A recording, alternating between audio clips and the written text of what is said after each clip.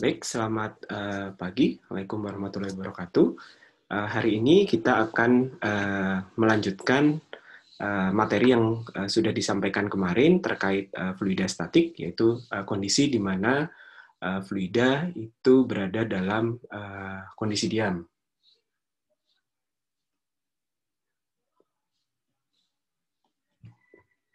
Anda masih ingat lagi bahwa ketika fluida berada dalam kondisi statik atau diam, itu artinya dia berada dalam suatu area atau wadah tertentu, berada pada suatu volume tertentu yang dibatasi oleh suatu dinding. Nah, di mana nanti parameter yang sangat berpengaruh atau besaran yang bekerja pada fluida tersebut itu adalah tekanan. Tekanan akan diberikan kepada dinding. Kemarin kita sudah membahas terkait perbedaan jenis tekanan ya. Ada tekanan absolut yang menyatakan tekanan total pada suatu daerah atau lokasi tertentu. Kemudian ada juga tekanan gauge, yaitu tekanan yang dibaca oleh alat ukur.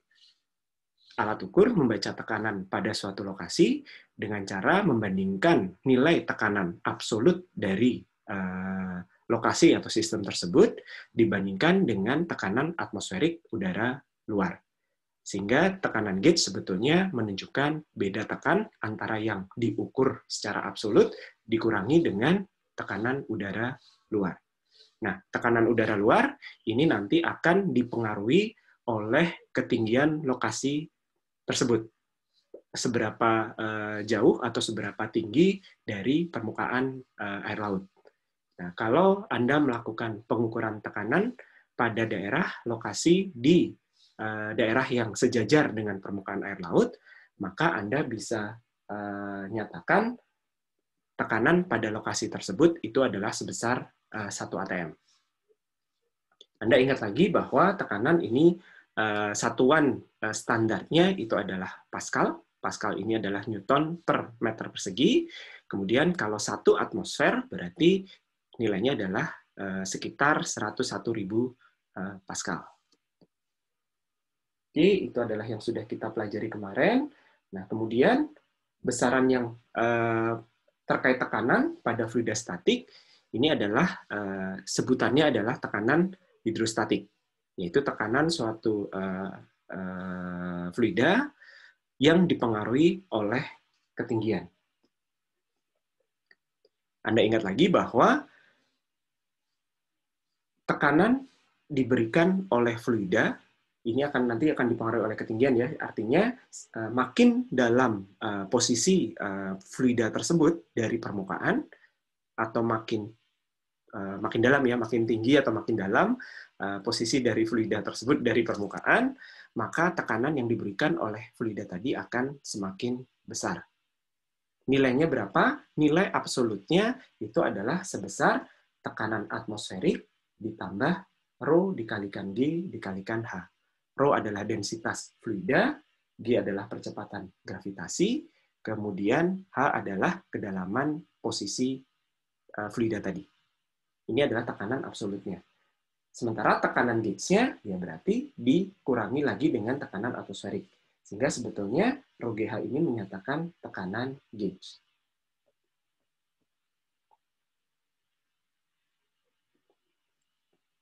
Kemudian, karena prinsip tekanan hidrostatika tadi, kita bisa menyatakan bahwa dimanapun posisi fluida tersebut, apabila ketinggiannya sama, kemudian fluidanya sama, maka tekanan hidrostatik pada posisi-posisi tadi itu sama. Tapi apabila sudah berubah ketinggiannya, maka tekanan hidrostatiknya akan berubah. Atau kalau posisinya sama, tapi fluida berbeda, maka tekanan hidrostatik pada posisi tersebut juga berbeda. Ya, jadi yang ini tidak sama. Nah, konsep tekanan hidrostatika atau posisi itu menentukan tekanan ya, ini tidak dipengaruhi oleh bentuk wadahnya. Jadi selama fluidanya sama, ketinggiannya sama, maka tekanannya sama. Pada permukaan, ya, pada permukaan fluida yang berbatasan dengan udara luar, maka tekanannya akan sama dengan tekanan udara luar atau tekanan atmosferik lokal. Ini yang sudah kita pelajari kemarin ya. Apakah dari konsep ini ada yang mau diklarifikasi dulu? Silahkan.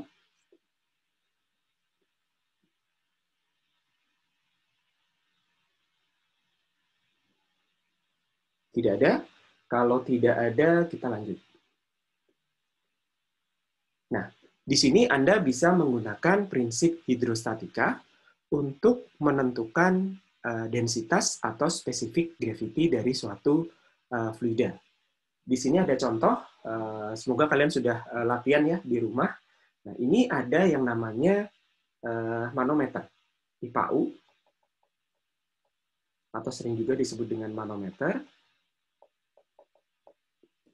Nah, manometer atau PIPAU ini diisi dengan 3 jenis cairan, atau 3 jenis fluida, yaitu ada minyak, kemudian ada udara, dan ada air.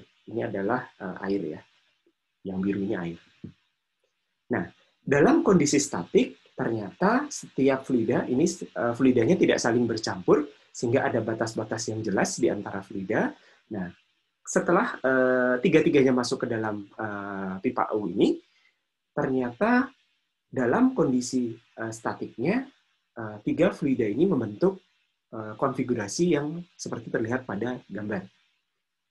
Minyak di sebelah kiri, airnya di sebelah kanan, kemudian di antara minyak dan air ada udara. Nah, ternyata ketinggiannya pun beda-beda. Jadi yang minyak itu 2,5 feet, udara itu adalah 0,5 feet, kemudian yang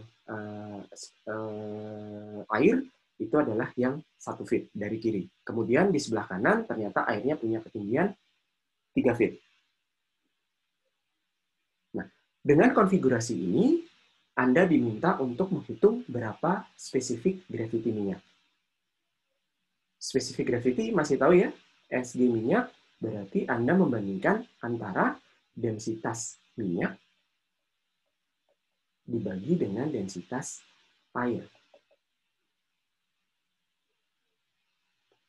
Di sini dinyatakan densitas minyak itu ρm,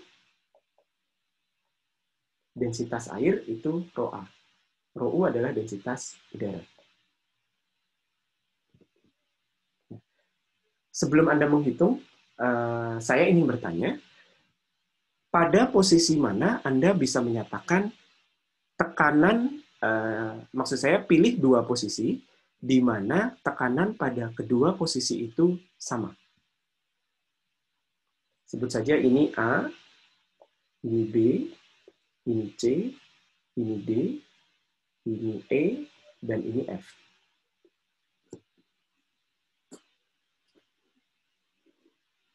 Silakan.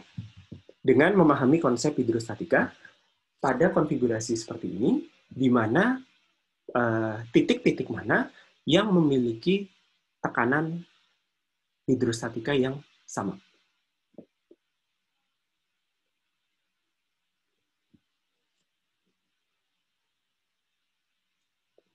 Ayo, bangun.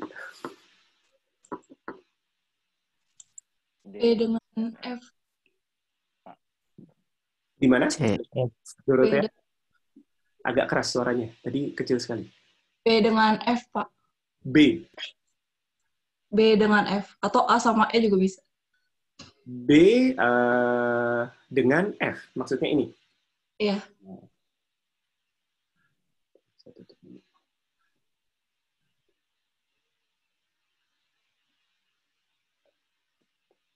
Ini maksudnya?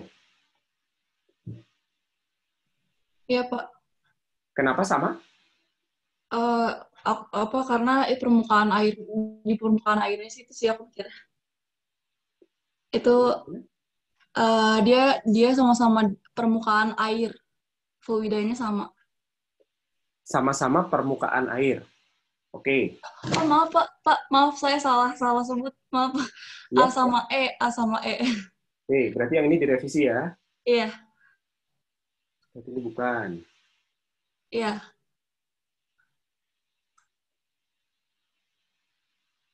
A dengan E. Alasannya? Ketinggiannya sama dan fluidanya sama. E. Ketinggiannya sama dan fluidanya sama. Betul. Jadi di posisi A dengan E, ini karena katakanlah Anda masih ingat ya, untuk menentukan posisi ketinggian, Anda perlu membuat atau Anda perlu menentukan bidang batas yang horizontal. Nah, di sini bidang batas horizontalnya, katakanlah bagian dasar manometer ya. Maka titik A dengan titik E itu punya ketinggian yang sama, kemudian dari A ke E, fluidanya sama. Maka tekanan di titik A akan sama dengan tekanan di titik E.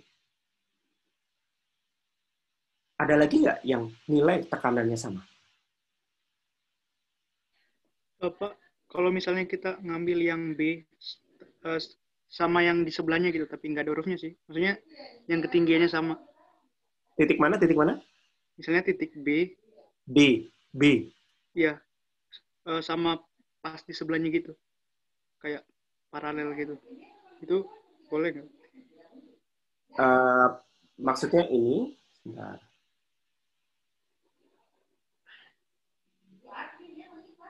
Ini gitu. Iya, Pak. Atau ini. Ya, misalnya yang B gitu. Yang bawah atau yang atas? Yang bawah. Oke. Katakanlah ini titik G gitu ya. Oke. Nah, betul titik B dengan titik G itu tekanan hidrostatikanya sama. Karena apa? Karena dari bawah ini posisi ketinggiannya sama, kemudian dari B ke G itu sama-sama air. Boleh. Ada lagi nggak yang tekanannya sama?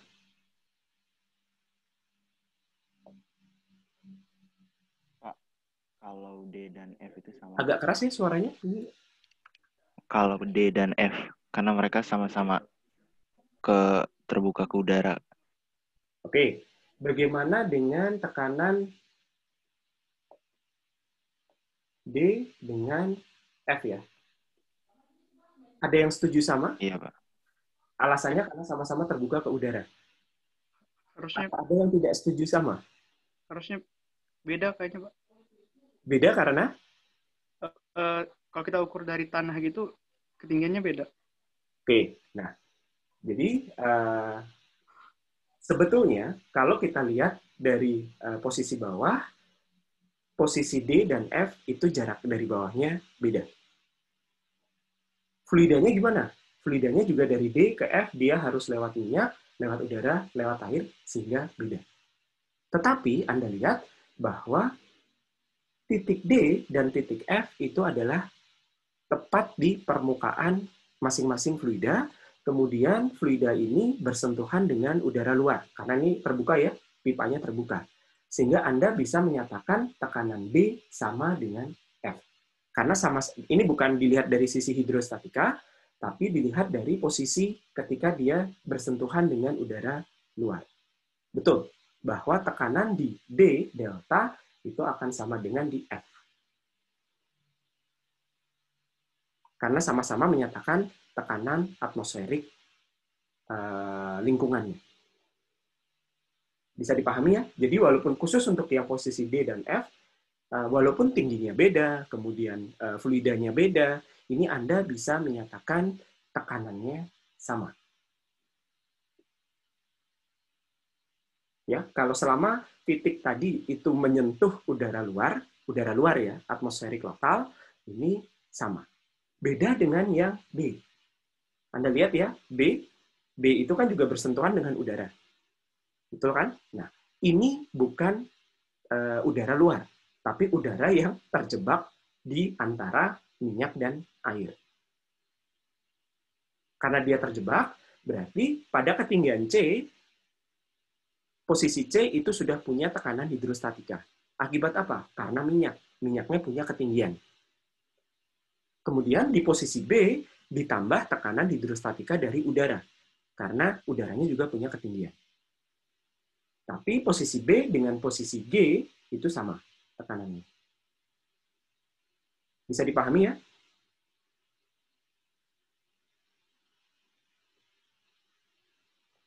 Nah, dari sini Anda bisa menentukan atau menghitung yang diminta oleh problem ini ya, yaitu menghitung berapa spesifik gravity minyak, yaitu dengan cara membuat dari sini PA itu akan sama dengan PE. PA itu adalah tekanan hidrostatika di titik A. Dia bisa muncul karena apa? Karena tekanan dari minyak ditambah tekanan dari udara ditambah tekanan dari air. Ini ya. Jadi PA itu munculnya karena ini.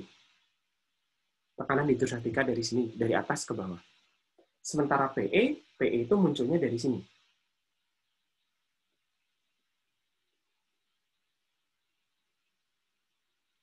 Nah, PA itu apa?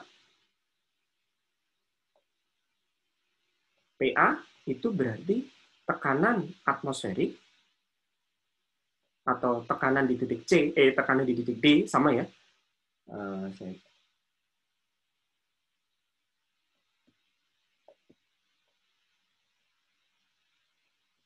Ya, PA itu adalah P di titik D, yang mana itu adalah atmosferik, ditambah rho minyak, dikalikan G, dikalikan jarak dari D ke C, yaitu 2,5 feet,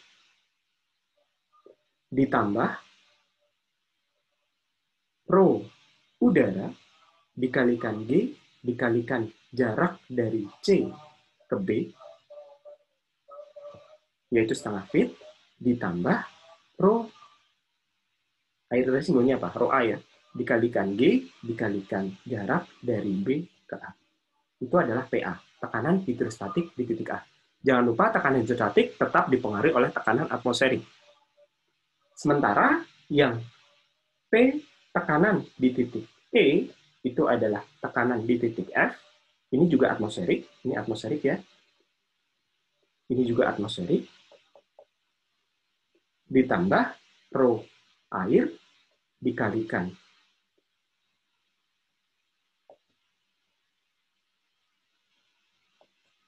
ya, rho air dikalikan gravitasi dikalikan jarak dari F ke E. Nah, tadi Anda ingat tekanan di A akan sama dengan tekanan di E. Sekarang posisinya sama. Dari sini Anda bisa menghitung berapa spesifik gravity dari minyak. Ya, jadi yang kiri itu adalah yang ini, yang kanan itu adalah yang ini, kemudian itu disamakan, nanti Anda dapat perbandingan antara rho M dengan rho A.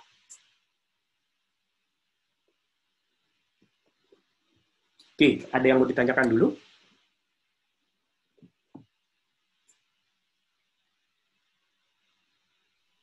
Pak, kalau misalnya kita pakai yang PB sama dengan PG juga bisa kan harusnya? PB dengan PG.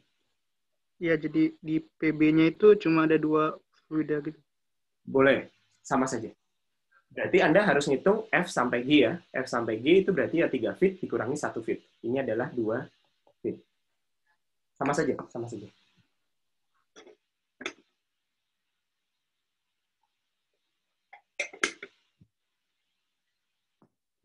Oke, ada lagi yang mau ditanyakan?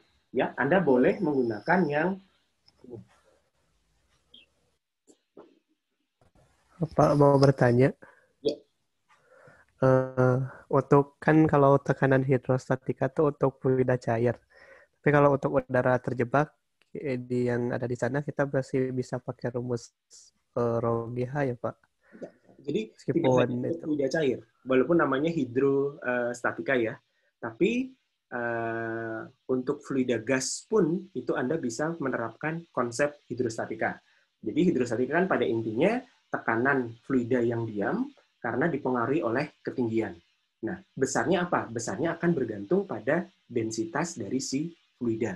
Nah, Anda ingat lagi, densitas untuk gas itu jauh lebih kecil daripada densitas fluida cair.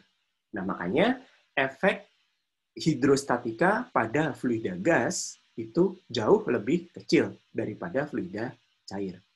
Jadi nanti Anda ketika menghitung ini, menghitung persamaan yang tadi untuk menghitung spesifik gravity, ini rho udara karena jauh lebih kecil daripada rho air ataupun rho minyak, ini bisa Anda abaikan. Ya, jadi sebetulnya nilainya ada. Konsep hidrostatika juga bekerja atau berlaku pada fluida gas. Tapi karena hidrostatika itu dipengaruhi oleh densitasnya, nilainya kan dipengaruhi oleh densitas dan ketinggian. Maka dibandingkan fluida cair, fluida gas itu tekanan hidrostatiknya jauh lebih kecil. Baik, Pak. Terima kasih. Oke. Ada lagi? Pak mau nanya, Pak. Oke. Ya. Kalau misalnya di pipa yang kiri itu minyaknya nggak ada, berarti yang titik B kan langsung terbuka ke udara ya, Pak ya? Berarti tekanan di B sama di F sama, Pak? Sama. Atau tetap ngacu ke ketinggian gitu? Kalau berarti titik di G juga tetap sama gitu, Pak? Kalau minyaknya Anda ambil, udaranya kan sudah tidak terjebak, berarti isinya hanya air kan? Nah, ini pasti profil ketinggiannya akan beda. Naik titik B pasti akan naik, sehingga titik B akan sama dengan titik F ketinggiannya, karena isinya hanya air. Nggak mungkin kalau ini Anda ambil, terus dia tetap tingginya seperti itu. Ya. Izin bertanya, Pak. Oke. Sebenarnya kalau misalnya dikatakan terbuka itu P-nya sama saat kondisi atmosferik, itu sebenarnya sampai ketinggian berapa ya, Pak? Maksudnya kan kita kan tadi kan kalau disebutkan kalau atmosferik kan ada ketinggian tertentu ya, Pak? Apakah bakal selalu dinyatakan sebagai PATM itu sama kondisinya? Oh gini, kan ini tempatnya, katakanlah manometer ini diletakkan pada suatu tempat tertentu, daerah tertentu atau lokasi tertentu. Nah, nilai dari tekanan atmosferik di lokasi atau daerah tadi itu akan dipengaruhi oleh ketinggian lokasi tadi relatif terhadap permukaan air laut. Kalau lokasi atau daerah tadi tepat sejajar permukaan air laut, nilai tekanan atmosferiknya adalah 1 atm. Itu kan konsensusnya ya. Yang namanya 1 atm, 1 atmosferik, itu adalah tekanan udara luar pada daerah lokasi yang ketinggiannya sejajar dengan air laut. Ketika Anda pindah ke daerah yang lebih tinggi, nggak mungkin pindah ke daerah yang lebih bawah, mungkin nggak ya? Nggak mungkin kan? Kalau Anda pindah ke daerah yang lebih tinggi, berarti nilai dari tekanan udara luar atau tekanan atmosferiknya itu pasti turun. Karena ya molekul udara makin tinggi kan makin sedikit ya. Nah, itu nilainya. Jadi tidak lagi 1 atmosferik. Tapi ketika manometer ini Anda bawa ya, strukturnya seperti ini. Ya, profil ketinggian masing-masing caranya seperti ini. Anda bawa ke tempat yang lebih tinggi, nilai dari D dan F itu pasti akan selalu sama. Tapi tidak lagi 1 atmosfer. Ya, jadi yang namanya tekanan atmosferik ini belum tentu 1 atmosfer. Kalau tidak diketahui, boleh diasumsikan 1 atmosfer. Tapi kalau diketahui, misalnya karena pengukurannya dilakukan di atas gunung gitu ya, yang tingginya katakanlah 1 kilometer di atas permukaan air laut, ya pasti tekanan atmosferik di situ itu pasti tidak 1 atmosfer, pasti lebih kecil. Tapi dimanapun Anda berada, dimanapun pengukurannya dilakukan, titik D dengan titik F itu nilainya sama. Sama nilainya berapa? Ya sama dengan sama dengan tekanan atmosferik lokasi tadi. Paham ya? Jadi belum tentu 1 atmosfer, tapi sudah pasti atmosferik. Paham? Ya, paham. Oke. Ada lagi? Silakan kalau ada yang mau ditanyakan.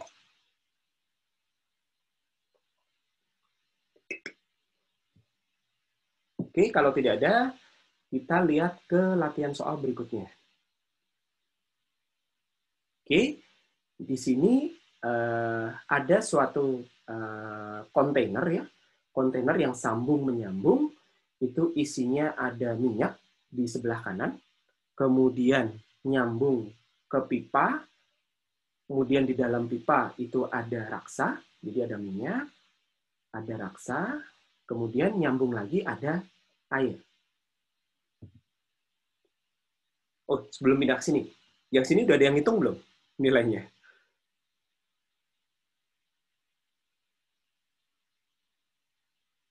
Ada yang sudah latihan di sini?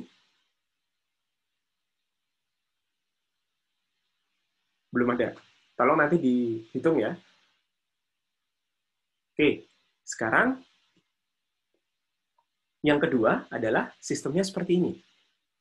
Dengan sistem seperti ini, ternyata masing-masing cairan itu membuat, ini 3 fluida, 3 cairan ini berada dalam kondisi statik. Nah, dalam kondisi statik, ternyata masing-masing cairan ini memiliki profil ketinggian seperti yang terlihat di gambar. Yang di sini ada tingginya adalah 600 mm.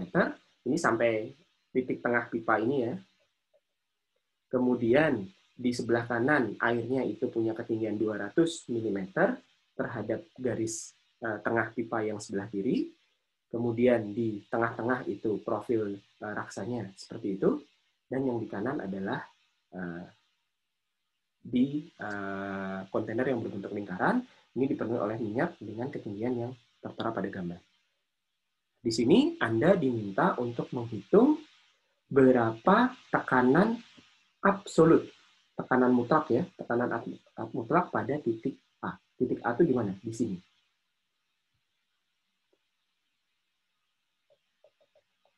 Ya. Bagaimana cara mengerjakannya? Ini diketahui bahwa tekanan atmosferik, nah ini diketahui ya bahwa atmosferiknya itu adalah 101,3 kPa atau 101.300 Pascal.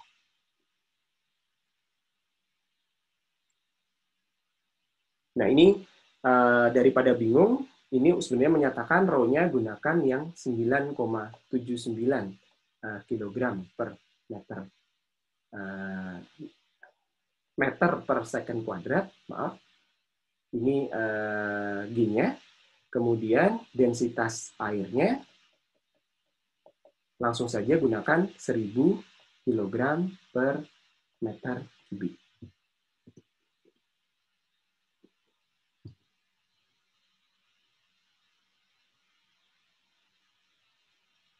Oke, bagaimana cara menentukan tekanan di titik A? Ada yang bisa bantu jawab atau ada yang sudah mengerjakan? Silakan.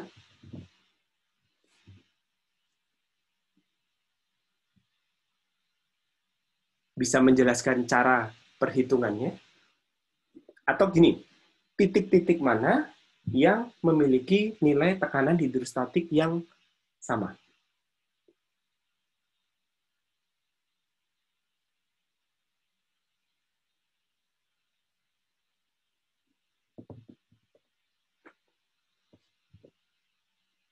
Silakan.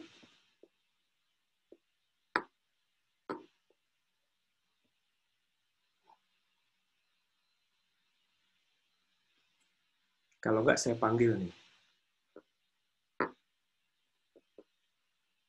Tes. Rahmat Maulana Surya Atmaja. Panjang nih namanya. Silakan. Coba jawab. Iya, Pak. Kenapa? Ya. Tes Anda bangun atau tidak. Oke. Titik-titik mana yang memiliki tekanan hidrostatik? Sebutkan 2 titik yang memiliki tekanan hidrostatika yang sama. Oh iya, Pak. Di titik, katakanlah ini titik A, ini B, ini C, kemudian ini D, ini E, ini F, ini G. Kelihatan ya di gambar? Iya, Pak, kelihatan. Di tengah-tengah yang ini, D itu di sini, E itu yang di atasnya, F itu yang tepat di kakinya raksa, Oh iya. H yang di sini. Silakan sebut. Di P dan C sama tekanannya. B dan C. Oke, betul. Berarti P di B, P di B dan P di C sama. Terus di D sama H ya Pak itu. Yang ini H, yang bawahnya G. Yang bawahnya F itu H ya Pak ya? H. Iya Pak, di situ juga. Di mana? H di E dan H. Di E dan H. E dan H. Alasannya?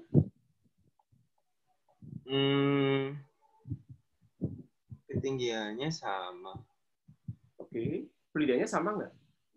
Oh, beda sih, Kak. Beda sih, Pak. Nah, beda. Bedanya. Caranya beda ya? Iya. Beda-beda. Sama karena posisinya sama, ketinggiannya sama, dan fluidanya masih air. Kemudian E dengan H tidak sama, walaupun posisinya sama, tapi yang E itu adalah batas paksa dengan... Oh, berarti E sama F ya, Pak ya? E dengan? F. F. Apakah sama? Soalnya kan batasnya sama minyak. Perbatasan, di perbatasan. Yang satu perbatasan minyak dengan air, yang satu perbatasan minyak dengan... yang satu perbatasan air dengan... Air dan merkuri.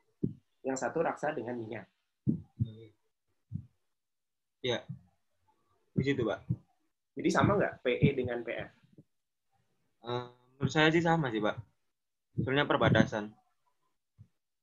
Ada yang setuju? Atau ada yang tidak setuju? Beda, Pak. Karena? Pertama, ketinggiannya beda. Dan itu, ya karena ketinggiannya beda sih. Gitu. Yang satu ketinggiannya beda. Yang kedua, fluidanya juga sudah beda. Ya. Beda itu,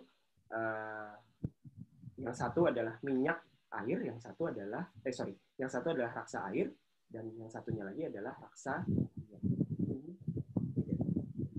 Ada yang sama lagi nggak?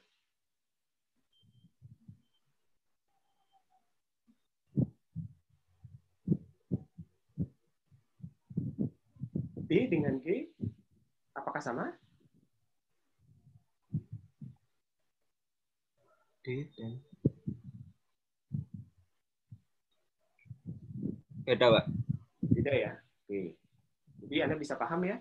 Jadi di titik ini, yang sama itu adalah B dengan C. Anda bisa tentukan titik lain yang sama, misalnya di sini. Nah, tadi sampai mana? D, H, I ya. Bahwa P di I akan sama dengan P di F. Karena I dan F posisinya sama, kemudian ketika Anda dari I bergerak ke arah F, itu fluidanya sama. Nah, yang dicari adalah tekanan di A. Atau di sini sama dengan tekanan di G. A itu yang ini ya, bukan yang kiri. A kecil. Tekanan di A kecil itu akan sama dengan tekanan di G.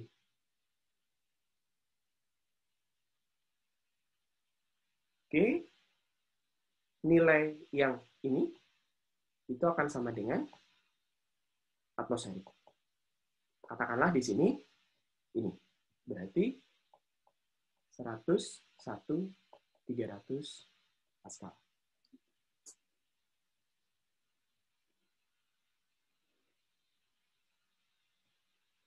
Ada yang mau ditanyakan dulu? Terus gimana menentukan tekanan di A? A atau di G? Ya, berarti Anda hitung bisa dari mundur atau maju ya. Berarti Anda hitung dulu tekanan di B. Ya. Anda hitung dulu tekanan di B, nilainya berapa? Tekanan atmosferik ditambah rho air kali G kali H sampai sini. Itu akan sama dengan tekanan di sini. Betul ya? Di C. Yang ini tadi. Kalau turun, tekanannya nambah. Nah, dari sini Anda bisa hitung berapa tekanan di I. Jarak I dari posisi C, Anda bisa hitung ya, 140 ditambah 200. Ya, berarti sebentar. Bahwa nanti saya ulang, PB itu akan sama dengan PA ditambah rho air dikalikan G dikalikan jarak dari A ke B. Kemudian PC akan sama dengan PB. Oke. Kemudian Anda hitung P di I. Itu yang di sini. PI akan sama dengan PC dikurangi. Ya. Rho air kali G kali jarak C ke D dikurangi lagi rho raksa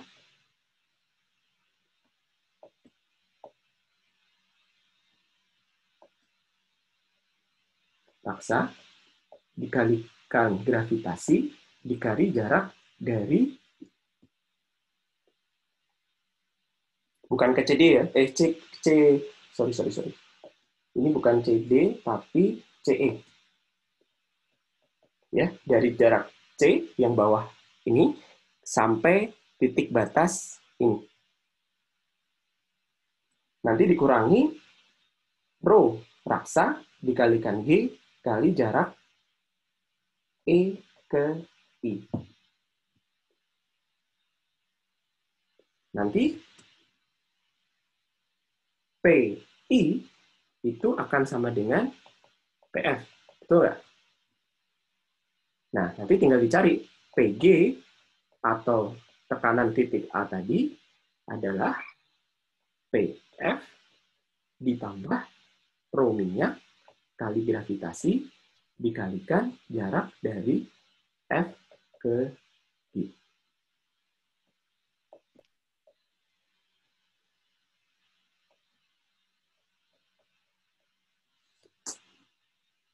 Paham ya? Jadi kalau makin turun, itu kan tekanannya nambah. Jadi Anda gunakan operasi penjumlahan. Tapi kalau Anda menghitung yang naik ke atas, kayak tadi ya, menghitung PI terhadap PC. Berarti PC dikurangi rho air dikalikan gravitasi, dikalikan jarak dari C ke I, kemudian dikurangi jarak dikalikan gravitasi, jarak E ke I. Ya, silakan kalau dia mau ditanyakan.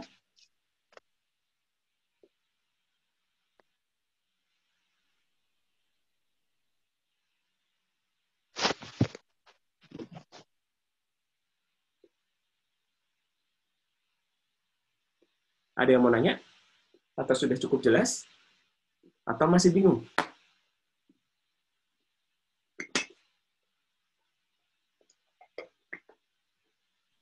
Pak, bisa perjelas nggak Pak, kenapa itu dikurangin gitu? Karena kan Anda masih ingat ya, bahwa tekanan hidrostatika itu dipengaruhi oleh kedalaman. Makin dalam atau makin tinggi posisinya dari permukaan, ya, makin ke bawah itu kan berarti makin dalam ya. Kan Anda tahu dari yang neraca kemarin, yang sudah kita turunkan ini, Anda lihat bahwa tekanan di posisi ini itu akan lebih tinggi daripada tekanan di permukaan. Besarnya penambahannya sebesar rho GH. Bagaimana dengan di bawah? Di bawah akan menjadi lebih tinggi daripada tekanan yang di sini. Betul nggak? Karena kedalamannya makin dalam.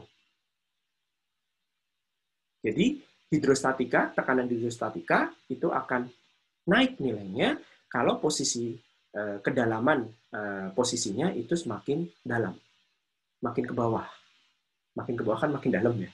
Nah, kebalikannya, kalau Anda menghitung tekanan hidrostatika di titik ini dibandingkan di titik ini, itu pasti di sini akan lebih rendah. Di atas ini kan akan lebih rendah daripada yang di bawahnya. Jadi kalau Anda menghitung terhadap acuannya itu makin ke bawah, berarti Anda menghitungnya nambah kan, tekanannya akan bertambah. Tapi kalau Anda menghitungnya makin ke atas, maka tekanannya akan berkurang, dikurangi. Bisa dipahami nggak? Bisa, Pak. Makasih. Ya. Jadi hati-hati ketika melakukan perhitungan tekanan hidrostatika yang naik turun ya. Jadi kalau di sini kan dari A ke B itu turun. Berarti tekanan B harus lebih tinggi daripada A. Kemudian B ke C sama. C ke D atau C ke E itu naik. Berarti tekanan di E akan lebih rendah daripada tekanan di C. Tekanan di I lebih rendah lagi daripada tekanan di C. Makanya tadi operasinya adalah pengurangan. Tekanan di I akan sama dengan tekanan di C dikurangi rho GH air sampai titik E, kemudian dikurangi lagi rho GH minyak sampai titik I. Nanti titik I akan sama dengan titik F. Karena tadi ketinggiannya sama. Yang ini. Kemudian dari F ke G kan turun lagi. Berarti tekanan di G itu akan sama dengan tekanan di F ditambah rho GH dari minyak, karena fluidanya sudah pindah ke minyak ya, dengan ketinggian dari F ke G. Nah, tekanan di A kecil nih, tepat di tengah lingkaran ini akan sama dengan tekanan di G, karena ketinggiannya sama, fluidanya sama.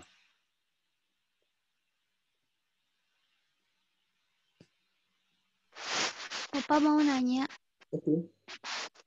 untuk yang tekanan di I sama di F, itu sama karena apakah yang di F itu di tekanan itu dipengaruhi sama yang di atasnya doang, atau enggak dipengaruhi sama yang di minyak? Oke. Sebenarnya kalau sudah statis, ya sebenarnya tekanan di F itu akan dipengaruhi oleh hidrostatika minyak dan hidrostatika raksa. Tapi kan dia sudah diam ya. Jadi dia sudah diam, sudah dalam kondisi statik, sehingga Anda bisa melihat tekanan hidrostatika di posisi F itu dari sisi minyak saja atau dari sisi raksa saja. Sama. Tinggal Anda lihat garis batas untuk acuan menghitung kedalaman atau ketinggiannya yang mana. Kalau dari sisi raksa, ya berarti ke sini. Kalau dari sisi minyak, ya berarti yang bawah. Nah, kalau Anda tarik garis ini lurus gitu ya, maka tekanan di sini dengan tekanan di F akan sama. Karena F itu ada minyak, titik yang ini juga ada minyak. Jadi sama saja. Kemudian ini dengan I sama atau enggak? Ini katakanlah J gitu ya. Di sini ada titik J. J dengan F sama. Karena posisi ketinggiannya sama, ya. Posisi ketinggian dilihat dari mana? Misalnya dilihat dari garis paling bawah. Kalau Anda ukur ketinggiannya sama kan? Kemudian minyak isinya sama-sama minyak. Maka tekanan di F dengan tekanan di J sama. Nah, F dengan I sama, karena sama-sama raksa, ketinggiannya sama. Sehingga tekanan di I akan sama dengan tekanan di J, walaupun fluidanya beda.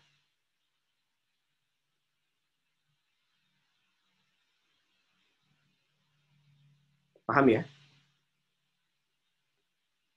Jadi ngelihat posisinya bertahap. Selama ada dua titik, kalau Anda melihat dua titik, kemudian dua titik ini kedalamannya atau ketinggiannya terhadap bidang datar batas acuannya itu sama. Kemudian dari titik itu kalau Anda lintasi gitu ya, dari I, misalnya dari F ke J, itu adalah hanya melewati satu jenis fluida saja, jadi dua syarat itu terpenuhi, maka tekanan hidrostatika pada kedua titik itu sama. Nah, ternyata di sini Anda bisa lihat bahwa I dengan J, loh kok sama? Walaupun tingginya sama, tapi fluidanya beda. Tapi tadi I sama dengan J karena I sama dengan F. Posisinya sama, ketinggiannya sama, dan lintasannya dari dua posisi tadi itu sama. Sehingga akan menyebabkan tekanan hidrostatika di I sama dengan di J. Walaupun kalau Anda hanya lihat I dengan J saja, fluidanya beda.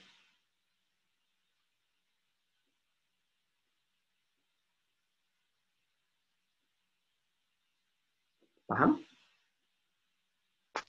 Makasih, Pak. Sudah. Yang lainnya paham ya?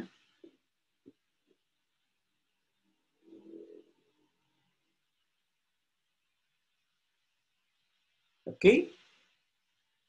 Kalau tidak ada, atau masih ada pertanyaan lagi, atau ada yang mau diklarifikasi lagi, silahkan.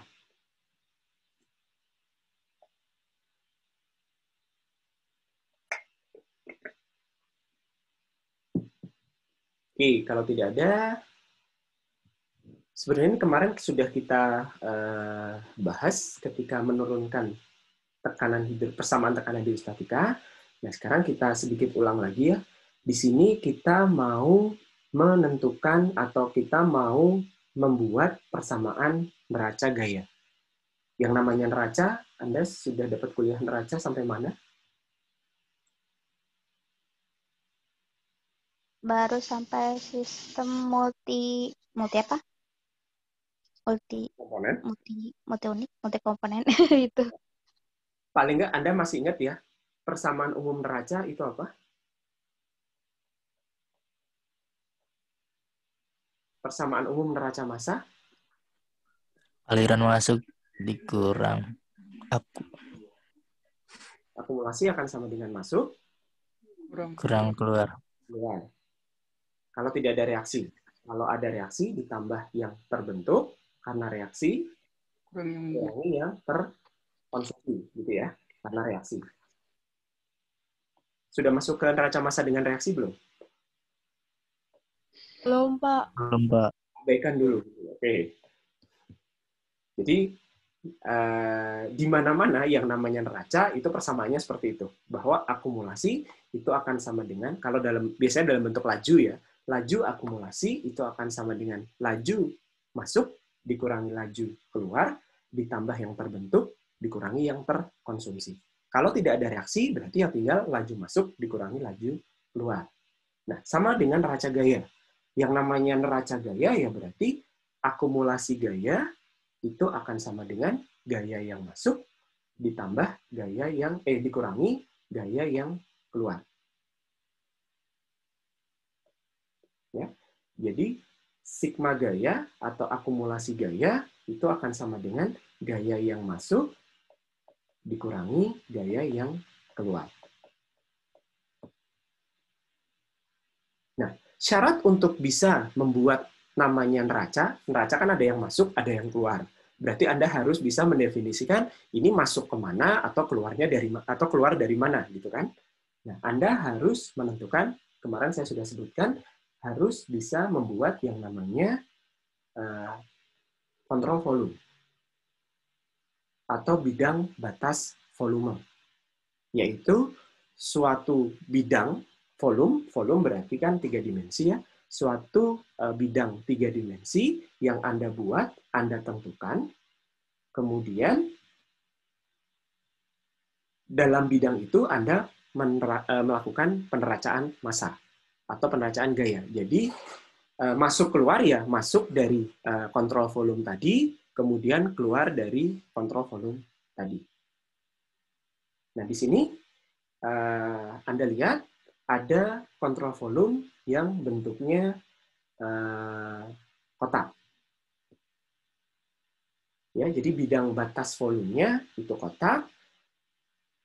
Sehingga kalau Anda lihat dalam sumbu kartesian 3 dimensi ya, berarti ada sumbu X, kemudian ada sumbu Y, kemudian ada sumbu Z. Nah, di sini Anda bisa membuat neraca gaya dari kontrol volume yang bentuknya kotak ini. Masih ingat ya, sebetulnya gaya yang bekerja atau yang keluar masuk dari kontrol volume yang bentuknya kotak itu macam-macam, atau masing-masing bekerja pada setiap sisi dari si kotakan ini. Ya, jadi ada gaya yang arahnya itu vertikal, ada gaya yang arahnya horizontal. Yang vertikal, ya berarti ke sini ya. Ada yang masuk ke sini, keluar ke sini, ada yang masuk, keluar, dan ada yang masuk, ada yang keluar.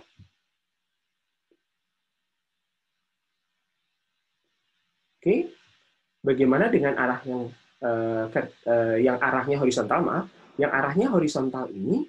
Nah, sekarang terkait dengan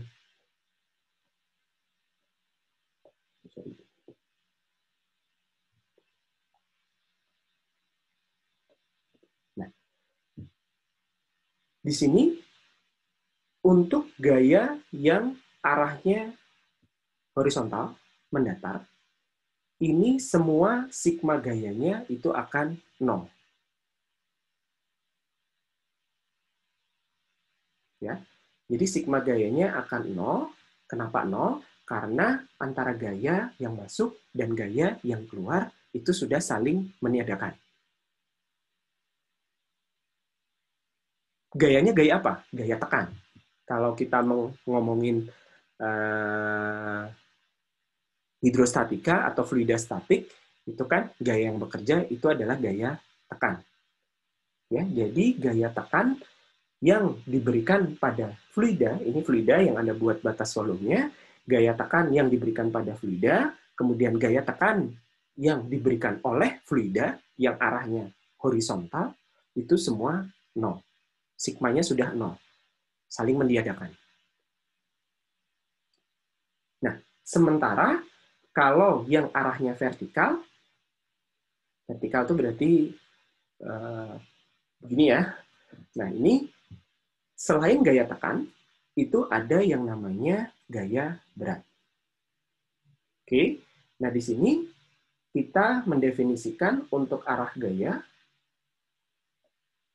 kalau arahnya itu ke bawah, maka tandanya itu adalah negatif. Sementara kalau arahnya ke atas, tandanya adalah positif.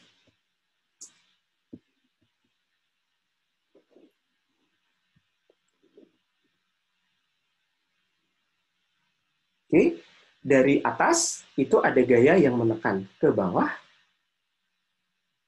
Dari bawah itu ada gaya yang menekan ke atas.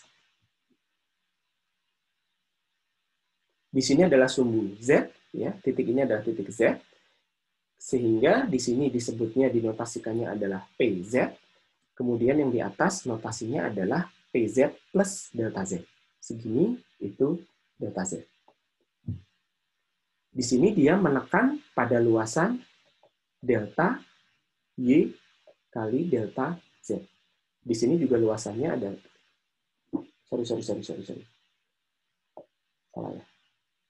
A-nya adalah delta X kali delta Y.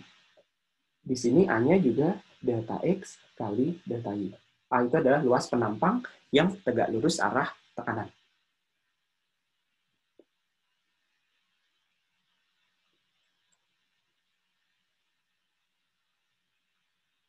Oke.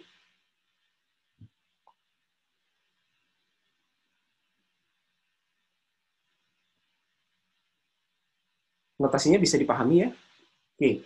Selain gaya tekan yang arahnya ke atas dan ke bawah, dari kontrol volume ini, karena fluidanya punya berat, maka ada yang namanya gaya berat.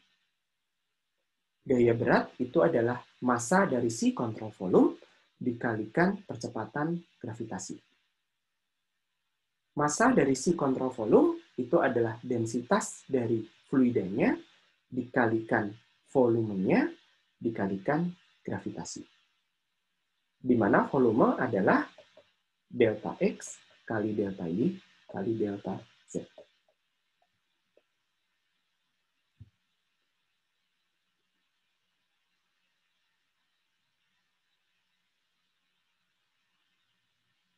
Bisa dipahami ya? Nah, sekarang Anda balik lagi. Tadi sigma gaya itu adalah masuk dikurangi keluar.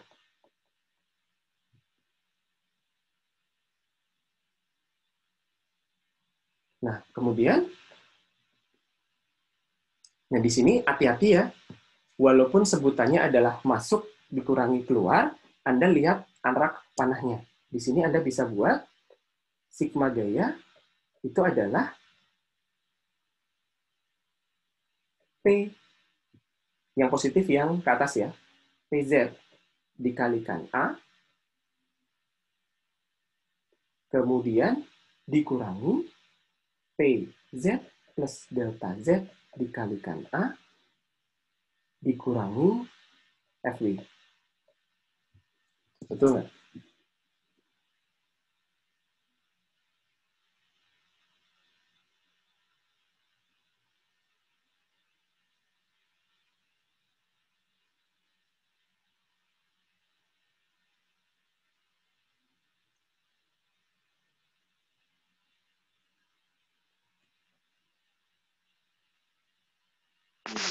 Pak, maaf mau bertanya. Ya, silakan. Pak, tadi kan delta F itu kan F masuk dikurangi F keluar. Tapi P-nya yang Z plus delta Z sama PZ itu sama sebenarnya masuk ke kotak. Ya, nah ini ada yang perlu kalian perhatikan ya. Mungkin saya gambar ulang deh. Karena sebetulnya gaya-gaya yang bekerja itu kan, ini enaknya menjelaskannya gimana ya. Ini di sini Anda tidak terus membuat yang dikontrol. Biar mudah menjelaskannya adalah, oke, di sini ada tekanan, ya kan? Kemudian si fluida itu kan pasti punya tekanan hidrostatika ya ke bawah. Nah, sehingga yang di sini dia juga punya nilai tekanan. Jadi kalau dilihat dari arah tekanannya, jadi gayanya itu kan bekerjanya dari atas ke bawah. Seperti itu. Oke, Pak, makasih sudah. Di sini pun dia keluar gitu loh. Jadi yang masuk itu adalah yang di sini, yang keluar adalah yang di sini. Jadi kalau dilihat dari konsep neraca ya, kan ada kotak begini. Kemudian konsep neraca kan ada gaya yang masuk, ada gaya yang keluar. Nah, gaya yang masuk itu adalah gaya tekan, gaya yang keluar itu juga gaya tekan plus gaya berat.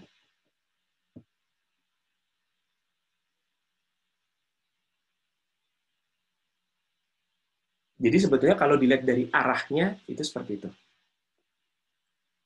Tapi kalau di sini Anda melihat dari, karena neraca kan dilihat dari arah ya. Nah kalau di sini Anda melihat dari sisi bahwa si fluida itu dalam kondisi statik, dia punya beban ke bawah. Dari atas itu ada tekanannya, dari bawah dia juga ada tekanannya. Gitu. Sehingga gabungan dari 3 gaya tadi, si fluidanya menjadi diam.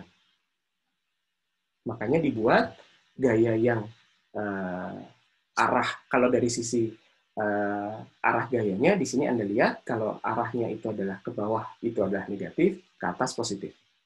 Jangan dijumlahin, jadi bukan terus PZ plus delta Z kali A ditambah PZ kali A dikurangi FW ya, itu akan sama dengan akumulasi, jangan. Pak, permisi Pak. Ya. Kalau misalnya kita pakai konsep hukum Newton Pak yang delta F sama dengan 0, itu bisa nggak Pak? Delta? F sama dengan 0. Jadi pakai hukum Newton loh Pak. Maksudnya gimana? Kan tadi kan di sini kan pakainya yang masuk dikurangi yang keluar kan Pak. Kalau saya pakai hukum Newton biasa sih Pak, yang kayak ketika benda itu diam, kan ada gaya-gaya yang pada benda. Jadi kayak ya kayak biasa gitu Pak, misalnya F1 dikurang F2 sama dengan gini gitu Pak. Ya, sama sebetulnya. Iya kan Pak. Maksudnya kalau misalnya nanti di pembahasan berarti itu bebas kan Pak? Nggak harus masuk kurang keluar gitu Pak. Iya, betul.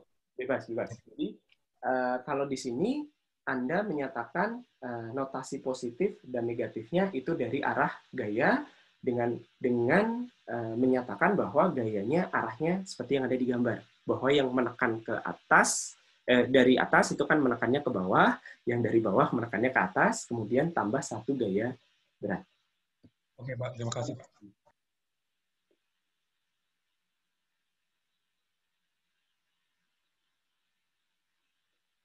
Ya,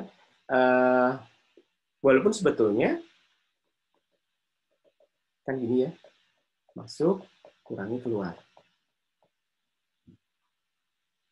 Jadi sebetulnya di sini definisi gaya yang masuk itu adalah gaya yang menekan dari satu sisi, kemudian gaya yang keluar itu adalah gaya yang menahan dari sisi yang lain. Gitu.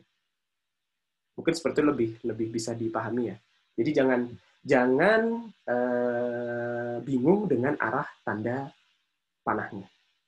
Jadi kalau dia berlawanan arahnya, ya berarti tandanya harus berlawanan. Oke, sehingga Anda bisa hitung bahwa gaya yang bekerja pada permukaan atas itu adalah yang ini. Kemudian gaya yang bekerja pada permukaan bawah itu adalah yang ini. Kemudian gaya beratnya itu adalah yang ini. A tadi adalah delta X, delta Y ya. Sebenarnya ini sama, sehingga nanti Anda bisa dapatkan bahwa di dalam kontrol volume tadi akan terjadi perubahan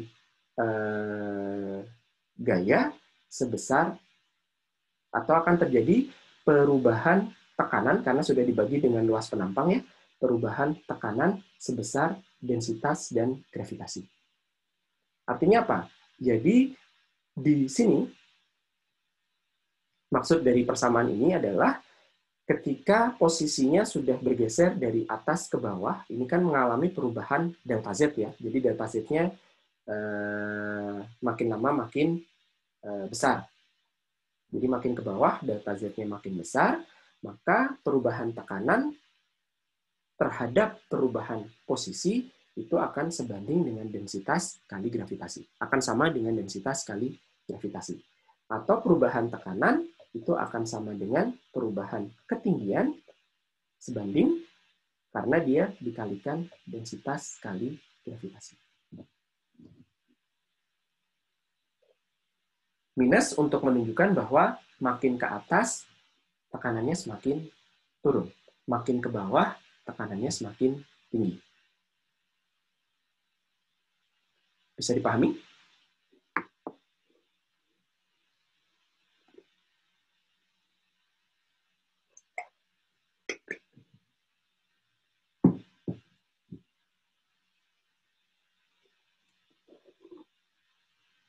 Atau ada yang mau ditanyakan dulu?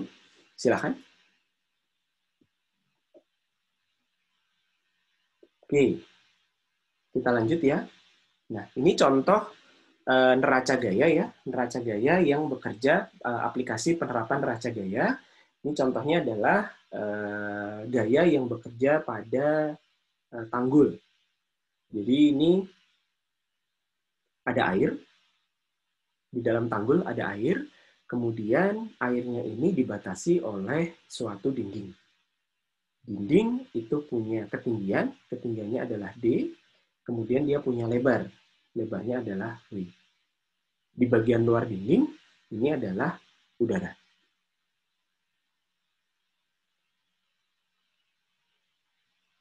Nah, di sini Anda bisa menganalisis gaya total yang bekerja pada dinding. Ya, gaya total yang bekerja pada dinding, ini ada dua. Dari kiri, dia mengalami tekanan dari air yang ada di dalam damnya. Dari kanan, dia mendapatkan tekanan dari udara luar.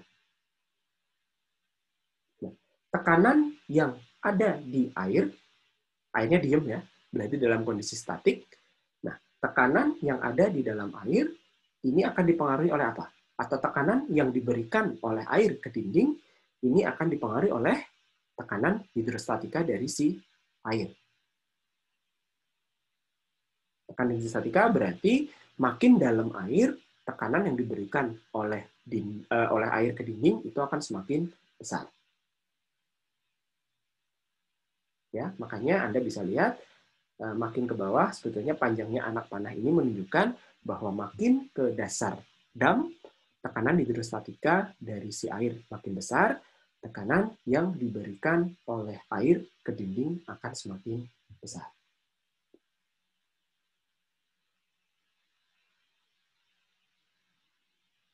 Bagaimana dengan dari sebelah kanan ke kiri?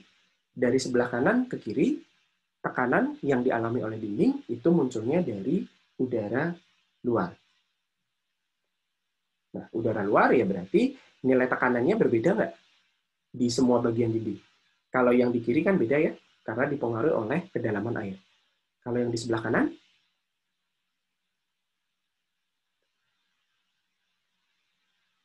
karena dia terhubung dengan udara luar, maka tekanan yang dialami di setiap bagian dinding itu sama atau beda? Kalau yang kiri kan beda nih, anak panahnya menunjukkan profil tekanan. Kalau yang kanan? Sama. Sama. Karena dari tekanan atmosferik. Kan begitu dia terhubung dengan udara luar, walaupun ketinggiannya berbeda, maka tekanan di posisi tadi sama. Nah, Anda bisa menentukan atau Anda bisa membuat persamaan gaya yang bekerja pada dinding. Atau di sini istilahnya adalah F total ya. Jadi ini ada dinding, dari kiri ke kanan adalah F dari air, dari kanan ke kiri adalah F dari udara. Sehingga F total yang bekerja pada dinding itu adalah F air dikurangi F udara. Nilainya 0.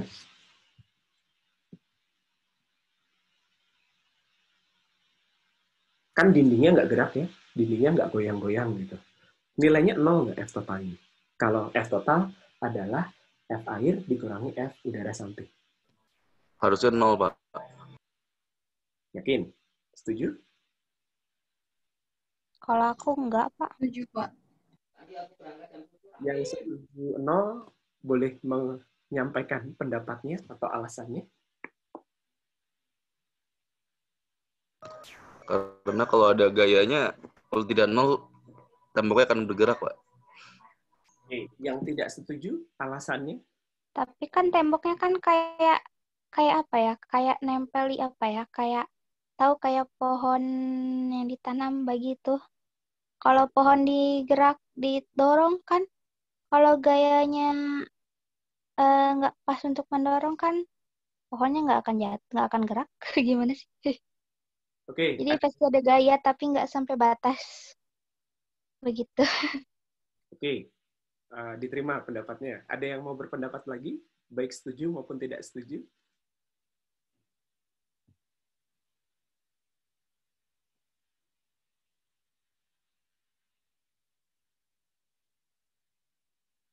Jadi walaupun di sini dindingnya dalam kondisi tidak bergerak, nah kalau Anda mendefinisikan dindingnya tidak bergerak, berarti gaya-gaya yang bekerja pada dinding itu akan sama dengan 0.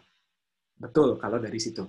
Bahwa ketika suatu sistem, ini dinding ya, dinding ini dalam posisi tidak bergerak, maka gaya-gaya yang bekerja pada sistem tadi akan sama dengan 0. Nah, di sini Anda hanya mendefinisikan gaya yang bekerja pada permukaan dinding, permukaan kiri dan permukaan kanan. Apakah hanya itu gaya yang bekerja pada dinding? Enggak kan ya? Jadi selain gaya yang bekerja pada permukaan dinding, ada gaya berat. Nah, ini yang tidak dihitung. Tapi ada nilainya kan? Nah, sehingga kalau hanya menghitung gaya yang bekerja pada permukaan dinding, nilainya tidak 0. Ada nilainya, berapa nilainya, ini nanti kita akan lihat bagaimana cara menentukannya, tapi komponen dari gaya yang bekerja pada permukaan dinding itu adalah, ya tadi, dari air sebelah kiri ke kanan, dan dari udara dari kanan ke kiri. Oke, sekarang kita lihat dulu yang udara, yang gampang. Udara, karena di semua titik itu nilai tekanannya sama, maka gaya yang bekerja pada permukaan dinding sebelah kanan akibat udara samping itu akan sama dengan ini. Tekanan atmosferik dikalikan luas dinding. Luas dinding itu apa? Ya, D kali W.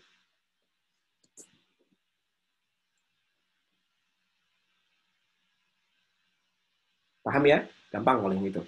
Nah, kemudian yang menjadi masalah atau yang perlu Anda lihat dengan lebih teliti, itu adalah gaya yang bekerja pada permukaan dinding sebelah kiri akibat adanya air. Karena makin ke bawah, tekanan air ke dinding itu semakin besar. Ya, jadi makin ke bawah, ini tekanannya semakin besar. Nah, Anda bisa membuat persamaan bahwa kalau hanya di bagian atas, itu kan tekanannya akan sama dengan tekanan atmosferik, persis ya, ke dinding, tapi hanya dinding di bagian atas. Kemudian ke bawah, tekanannya akan nambah, tekanan atmosferik dikalikan rho, dikalikan G, dikalikan, ini istilahnya apa, ke bawah itu, dz. Ya. Jadi segmen ketinggian D, itu Anda bisa buat menjadi segmen kecil, menjadi dz. Ketika di permukaan, dz-nya sangat-sangat kecil, mendekati 0, itu tekanannya akan sama dengan tekanan atmosferik udara. Ya, tekanan atmosferik, gitu ya. Nah, makin ke bawah, dz-nya semakin besar, tekanannya itu akan sama dengan P atmosferik ditambah rho kali G kali dz.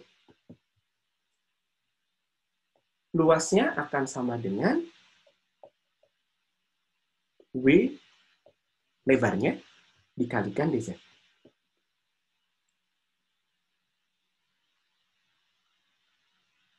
Ya, di A. Karena menyatakan luas yang semakin berubah atau semakin besar. Karena dz-nya makin besar. Nah, sehingga Anda bisa menyatakan bahwa gaya yang diberikan oleh air itu adalah sama dengan P kali A dalam bentuk integrasi, berarti P dikalikan di A. Kenapa bentuk integrasinya? Karena P-nya semakin berubah, A-nya juga semakin berubah. P itu adalah tekanan atmosferik ditambah tekanan hidrostatik yang rho G dz.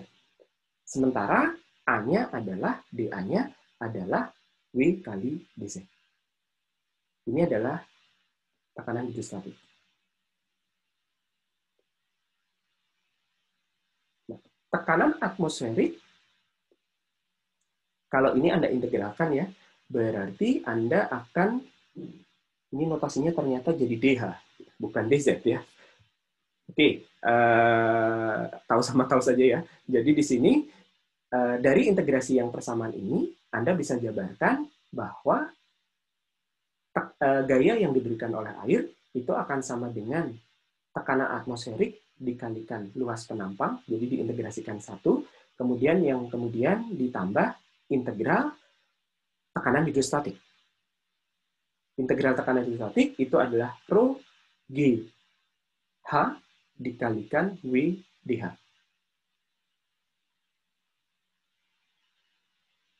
Nah, hanya kan berubah terhadap dH ya.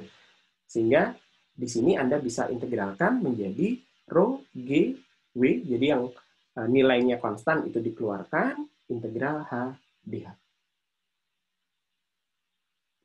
Integral H dH itu adalah untuk menunjukkan perubahan dari ketinggian si dinding.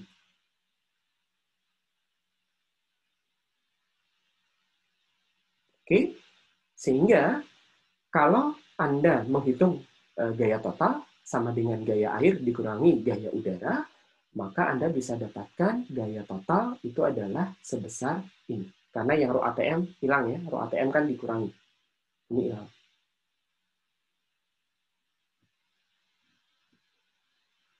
Kalau Anda integralkan, HDH itu menjadi ini.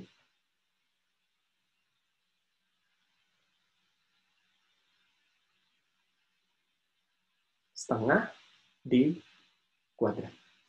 Dari 0 sampai D. Kan? Z tadi adalah H.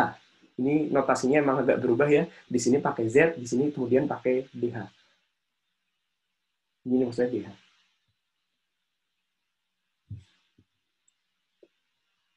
Bisa dipahami nggak? Integral HDH apa sih? Dari 0 sampai D. Setengah H kuadrat, ya Pak? Ya, setengah H kuadrat. 0 sampai D. Maka jadi setengah D kuadrat.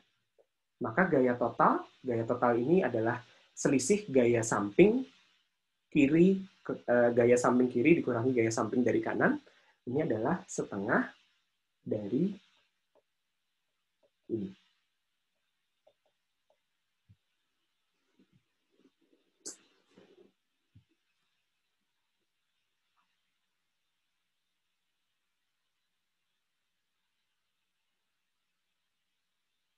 Oke, atau dengan kata lain, sebetulnya Anda bisa menghitung gaya dari samping dari sisi air itu adalah apa? Yang hidrostatiknya saja ya. Jadi adalah rho dikalikan G. Harusnya kan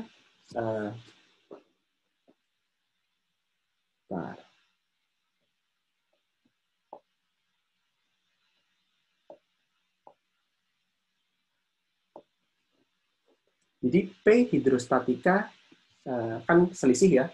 P ATM dikalikan A-nya sudah hilang. Jadi tinggal P hidrostatika.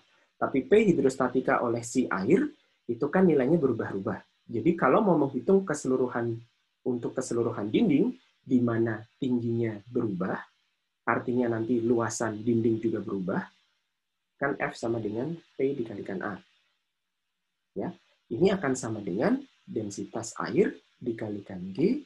Sebetulnya nanti Anda perlu mencari, karena ini dindingnya bentuknya persegi panjang ya, panjangnya D, tingginya D, lebarnya W, maka Anda perlu mencari titik berat dari luasan tadi ada di mana.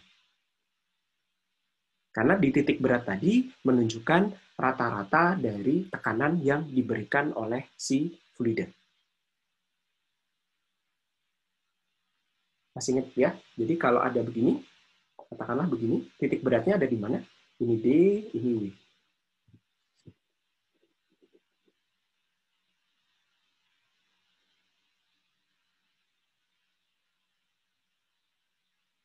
Kalau ada persegi panjang dengan lebar W, tingginya D, maka titik beratnya ada di sini kan ya?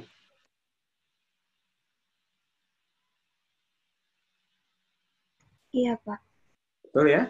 Nah, di sini makanya gaya hidrostatikanya saja dari air ke dinding itu akan sama dengan rho G dikalikan D. Itu kan tekanan hidrostatiknya ya, rho GH dikalikan lagi, karena gaya adalah P dikalikan A, A-nya adalah luas dari si titik berat tadi, setengah dari D dikalikan I. Sehingga akan jadi sama seperti ini. Dapat titik beratnya dari mana? Ya dari mengintegralkan si luasan tadi.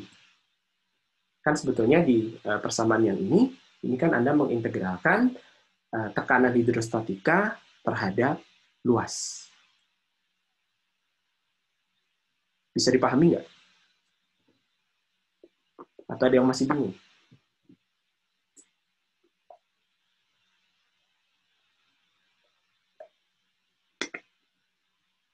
Pak, saya ingin bertanya, kalau yang PATM itu, jadi dari bagian atas dinding sampai bagian bawah dinding sama ya, Pak?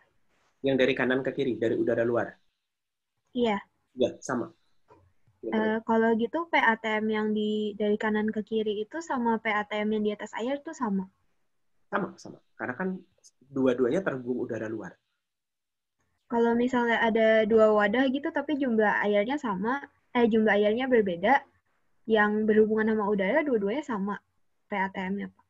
Gimana? Ada dua wadah, terus? Ketinggian airnya beda. Ketinggi airnya beda, oke. P udaranya apakah sama? Sama. Yang di atas airnya? Misalnya, dua wadah gini ya. Terus yang satu segini, airnya, yang satu segini. Iya. Titik ini dan titik ini, walaupun ketinggiannya beda, karena ini terhubung dengan udara luar, tekanan atmosferiknya sama. Tandanya yang ketinggian dari wadah yang pendek sama di wadah yang airnya lebih banyak, itu tekanannya bakal beda dong, tekanan hidrostatiknya. Di mana? Kalau ditarik garis dari wadah yang airnya lebih sedikit. Di sini gitu misalnya? Enggak, di bagian yang kena udara, kalau ditarik garis ke... Ini? Iya. Iya, tekanan di sini dengan tekanan di sini beda dong. Karena di sini hanya atmosferik, yang di sini sudah tekanan atmosferik ditambah tekanan hidrostatik. Oh, iya. Nah, Anda jangan menyamakan tekanan yang di sini juga ya. Jadi walaupun dilihat dari titik ini itu tingginya sama, artinya posisi ini dan posisi ini itu tingginya sama, tapi kan dua gelas ini tidak berhubungan. Ya, itu yang perlu diperhatikan. Gelas ini tidak berhubungan. Oke, Pak. Sehingga tekanan hidrostatiknya tidak akan sama. Kecuali yang tadi, kita kan membahas kasus yang seperti ini kan semuanya berhubungan ya. Jadi tekanan hidrostatika dari masing-masing fluida itu mempengaruhi fluida yang lain. Oke? Dari penurunan neraca gaya di sini, apakah ada yang masih bingung? Jadi yang persamaan ini, dari sini ke sini,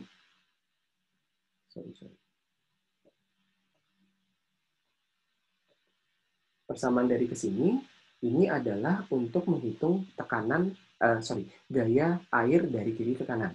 Gaya air itu kan tekanan kali luas penampang. Tekanannya dari mana? Tekanannya adalah dari air. Airnya punya tekanan dari mana? Dari hidrostatika. Artinya makin dalam airnya, tekanan hidrostatikanya semakin besar. Artinya makin ke bawah, tekanan yang diberikan pada dinding semakin besar. Luasan dinding itu kan juga semakin luas, makin ke bawah. Makanya persamaannya menjadi ini. Bentuknya integral, tidak langsung P kali A. Tidak seperti yang udara samping. Udara samping kan nggak ada tanda integral, langsung P kali A. Karena nilai tekanan di semua bagian sama, konstan. Maka langsung P atmosferik kali A. Sementara kalau yang di bawah, yang di kiri, ini harus dibentuknya integral. Karena makin ke bawah, tekanan makin tinggi, makin ke bawah, luasannya semakin luas.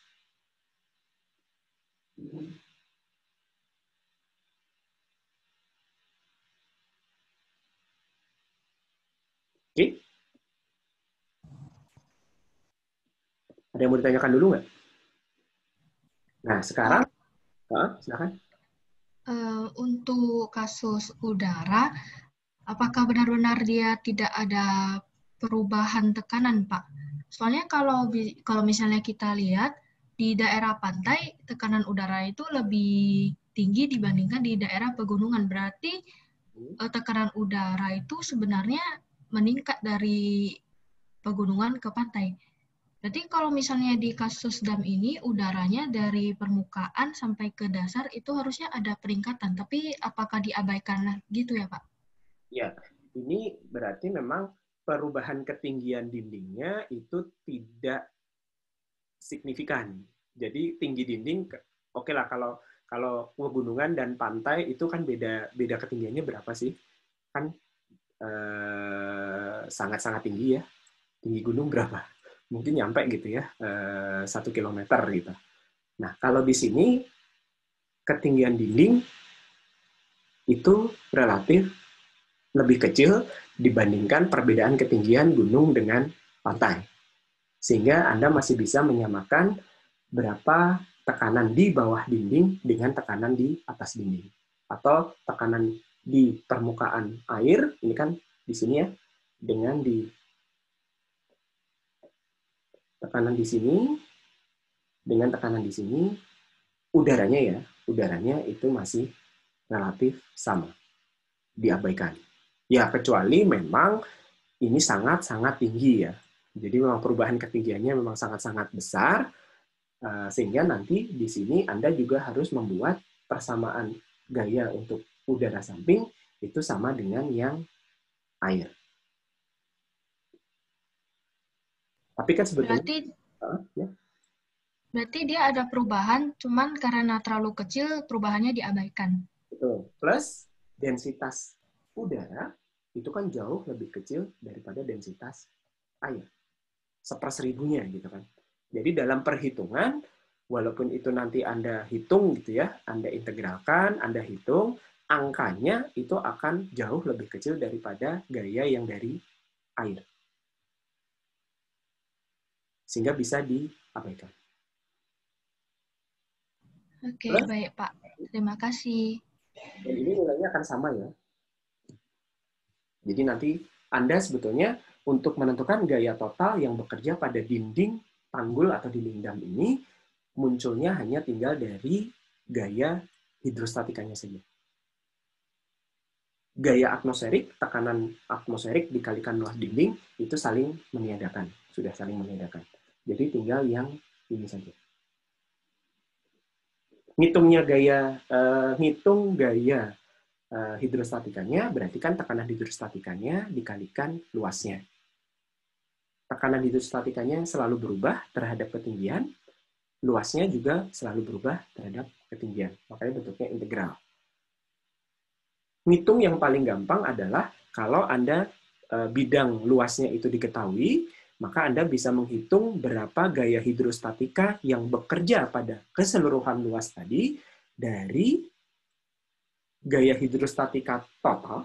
Gaya hidrostatika total itu berarti densitas dikalikan gravitasi kali keseluruhan tinggi dari dinding.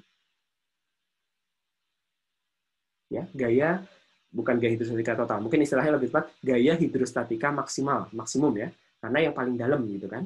Dikalikan luas dari si dinding, tapi hanya dari titik beratnya saja. Jadi kalau tadi titik beratnya itu ada di tengah-tengah, ya. Jadi saya di sini ya, ini kan setengah D.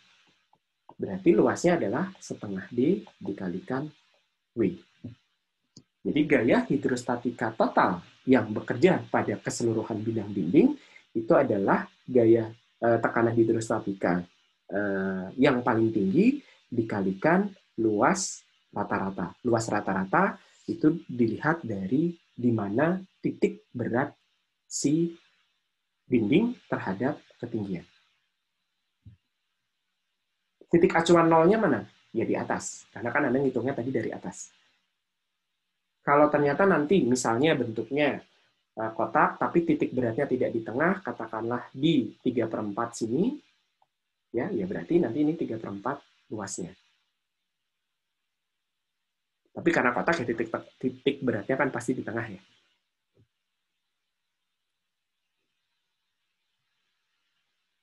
Oke, sekarang kita lihat, biar lebih menantang, kalau tadi bentuk dindingnya itu adalah kotak, di sini bentuk sistemnya sama, dam, di kiri air, di kanan udara. Ternyata dindingnya diganti bentuk segitiga. Ya, jadi penampang dindingnya bentuknya segitiga. Oke, untuk penampang dinding berbentuk segitiga, sebetulnya intinya sama ya. Anda tinggal mencari bagaimana perubahan tekanan terhadap ketinggian dan perubahan tekanan hidrostatika terhadap ketinggian, dan perubahan luas dinding terhadap ketinggian. Nah, kalau dindingnya bentuknya segitiga, di atas posisinya adalah 0, di bawah adalah H, kemudian lebar semuanya itu adalah W, ya lebar. Ini jadi bentuk damnya apa? Kalau dindingnya segitiga. Masih ingat bentuk 3 dimensi dari damnya namanya?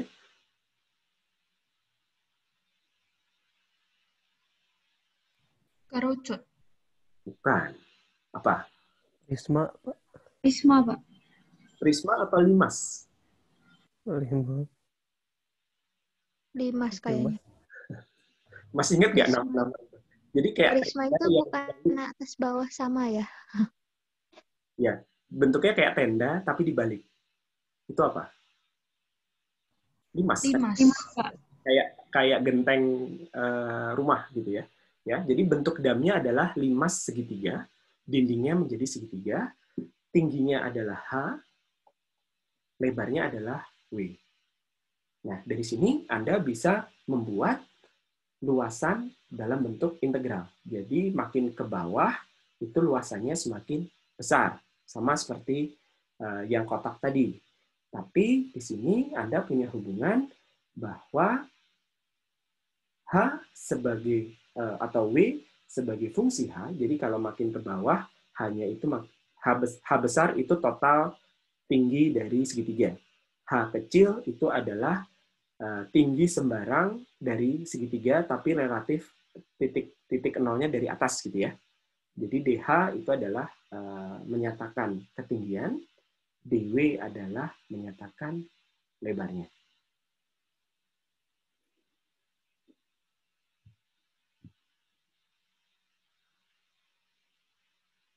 Oke, sehingga Anda bisa membuat ini rasanya ada yang perlu dikoreksi ya. Oke, bahwa DA itu akan sama dengan DW dikalikan DH.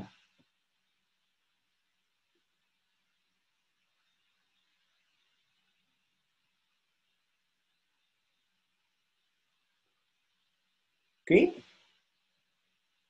Kemudian yang W sendiri ini adalah fungsi dari H. Kalau Anda punya bentuk seperti segitiga ini, kemudian segitiganya adalah segitiga sama kaki gitu ya. Kemudian Anda bisa tentukan bahwa W sebagai fungsi H adalah seperti ini.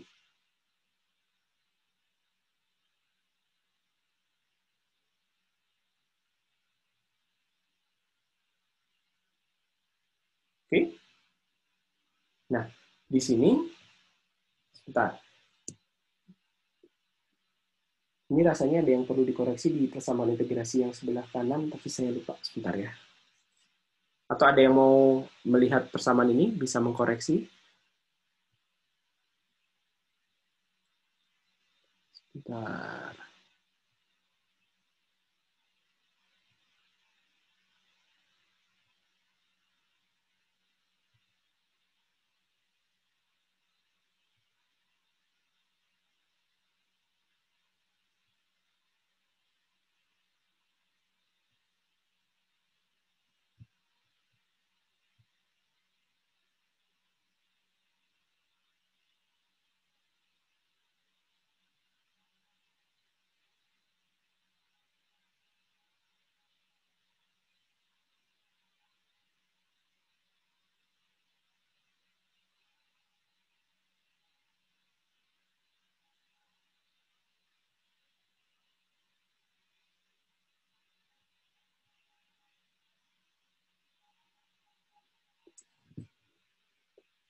Yang ini harusnya bentuknya tidak seperti ini ya.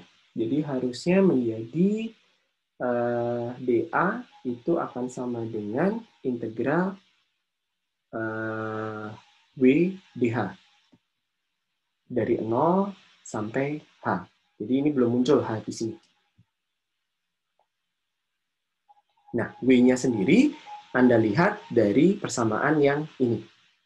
Sehingga, ini hilang, sehingga dA sama dengan integral H kali 1 minus H kecil per H, karena W akan berubah sebagai fungsi H juga ya, dikalikan dH. Paham sampai di sini? Jadi hilangkan H kecil di dua persamaan yang atas. Oke, sama seperti yang tadi, di sini F total itu akan sama dengan rho G dikalikan W. Kenapa?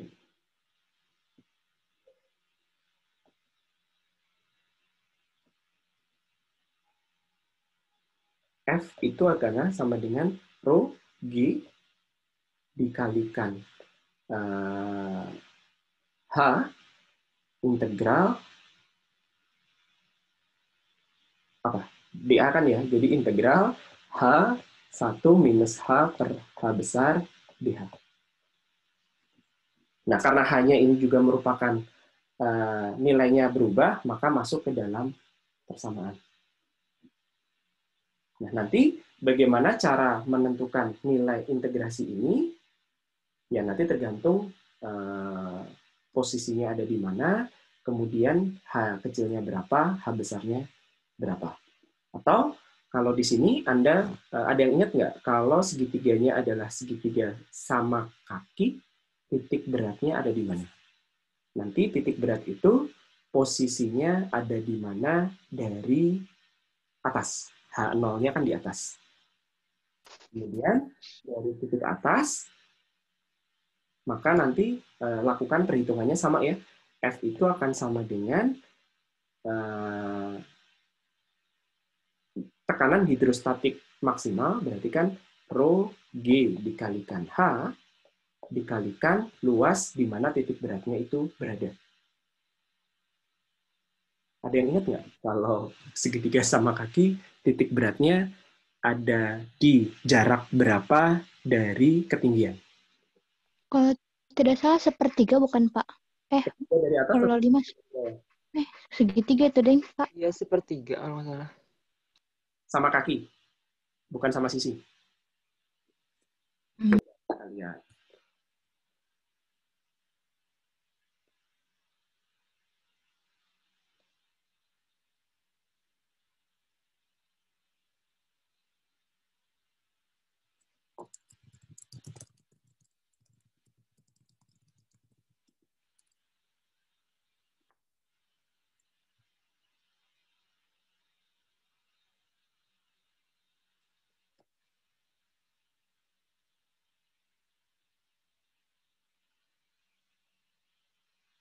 Sepertiga dari atas ya? Rasanya.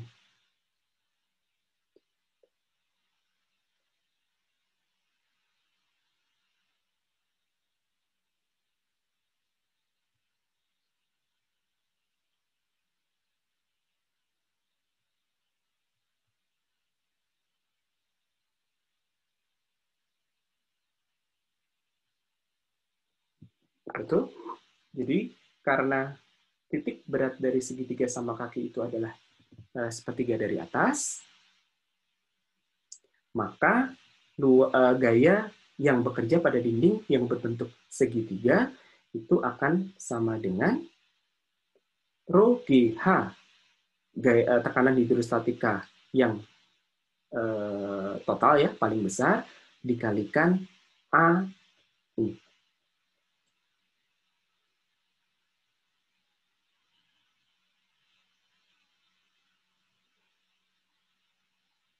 A yang arsiran ini berarti kan luas segitiga dikalikan luas segitiga total dikurangi luas segitiga yang kecil.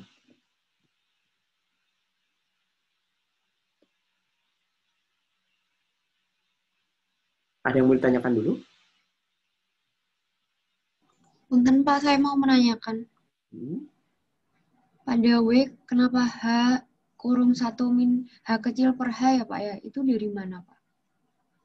Ini dari gimana menjelaskannya? Dari kalau, nah saya jadi lupa.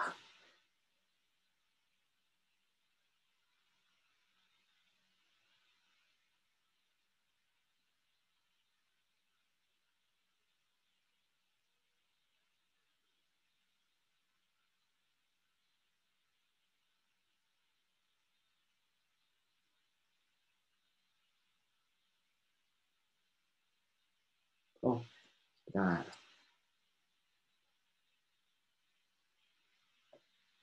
Jadi kalau Anda punya segitiga, ini kan Anda bisa bagi-bagi ya.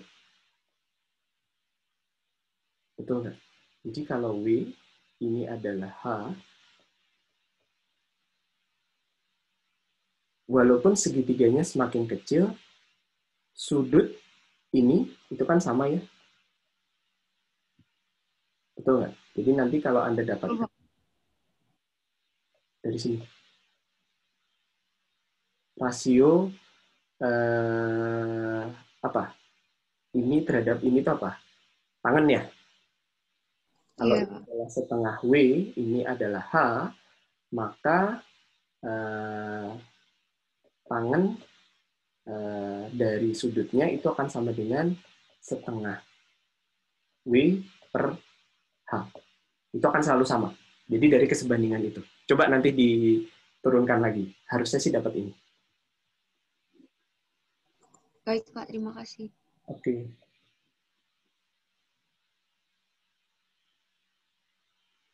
Oke. Ada lagi yang mau ditanyakan? Nah, nanti sebetulnya variasi soalnya akan macam-macam ya. Misalnya, kalau yang tadinya dindingnya lurus, itu dindingnya menjadi miring. Nah, kalau dindingnya miring, tidak usah panik gitu ya. Jadi, sebetulnya kalau tadi dindingnya lurus kan gayanya begini ya. Nah, kalau dindingnya miring, ya berarti gayanya akan menjadi begini. Gaya miring Anda bisa hitung dari gaya yang, kalau airnya kan tetap, hidrostatikanya kan tetap begini. Ya. Jadi Anda ubah menjadi gaya yang arahnya tegak lurus dinding. Jadi ada dua komponen, ada yang arahnya Y, ada arahnya X. Nah, yang arahnya X dan Y itu nanti bisa dihitung satu-satu dari hidrostatika, kemudian Anda integralkan saja.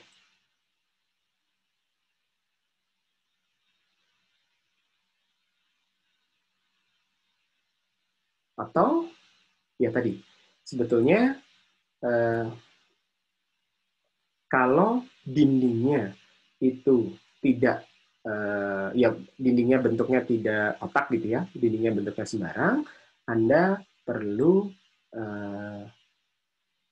menghitung, Anda perlu mengetahui titik di mana titik berat dari bidang tadi berada dengan acuan titik nolnya di atas. Jadi kalau titik beratnya di sini, pada jarak H, ya sudah, berarti F total dinding itu akan sama dengan rho G, hanya adalah H titik berat dikalikan A keseluruhan dinding. Ya, jadi kalau yang ini tadi, kalau misalnya titik beratnya adalah sepertiga dari atas, ya berarti rho kali G dikalikan A keseluruhan dinding kali sepertiga dari H. Sama saja ya.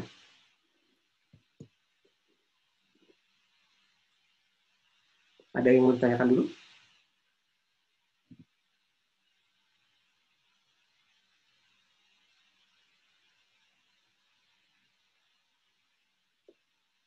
Oke. Kalian di semester ini dapat kuliah matematika teknik ya? Analisis matek. Iya, Pak. Buat Pak. Nanti sebetulnya problem seperti ini juga akan kalian dapatkan di matek. Karena di Matek itu sebetulnya Anda dilatih untuk dari suatu fenomena, ya kayak tadi ya, fenomenanya kan ada dinding, ada air, ada udara gitu ya. Nah, ini bagaimana Anda bisa menyusun persamaan matematis dari atau model matematis dari sistem yang lagi ditinjau. Nah, model matematis itu biasanya diturunkan dari persamaan neraca. Kalau yang tadi berarti model matematisnya adalah dari neraca gaya.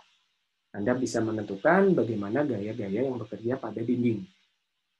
Nah, di sini karena gaya yang bekerja pada dinding itu dipengaruhi oleh hidrostatika fluida di kiri dan kanan, ya berarti Anda turunkan, Anda modelkan dari neraca gaya hidrostatika. Nah, untuk Matek ya nanti mungkin konteksnya akan lebih banyak ya. Oke, itu dulu. Ada yang mau ditanyakan?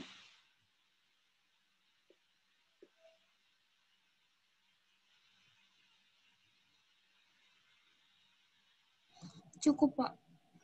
Oke, kalau tidak ada yang ditanyakan, terima kasih atas kehadirannya hari ini. Jangan lupa isi absen ya. Kemudian kita berarti ketemu lagi hari Rabu minggu depan. Terima kasih, selamat pagi. Assalamualaikum warahmatullahi wabarakatuh. Selamat pagi, Pak. Terima kasih, Pak. Terima kasih, Pak. Terima kasih, Pak.